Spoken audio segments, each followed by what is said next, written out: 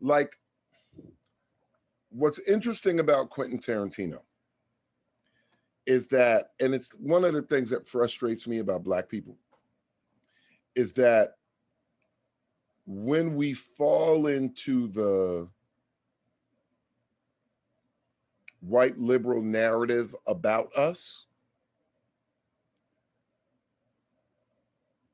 they encourage us to think of us like we impact only us.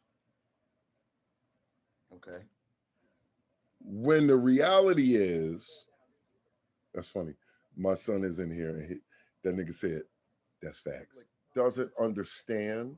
Because I've been thinking about this a lot. Like, I think it's important in the story of Maxx Lancaster. Yeah. The hip hop community really tries to act like the gay community was not a part of its invention. And they are lying.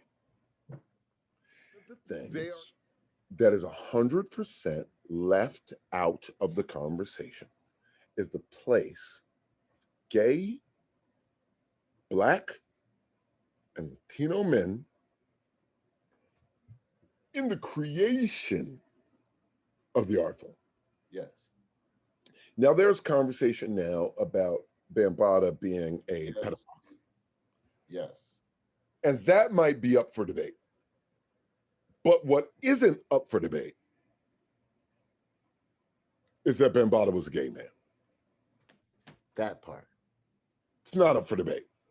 That like you might argue, you can make a significant argument about what happened, about whether or not he did that with people who are underage. Right. But what we can't make the mistake about is that he was not a straight man. That part. Yeah? Yes. And outside of Kool Herc, there is no more significant inventor of the culture. No? So here's why I say you shouldn't change the name. Because Maxx Lancaster is a rap name. It's a graffiti name. Or more importantly, it is a name you made up.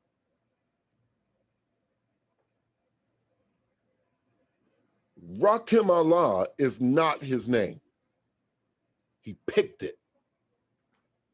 Big Daddy Kane is not his name. He picked it. Ladies Love Cool J is not his name. He picked it.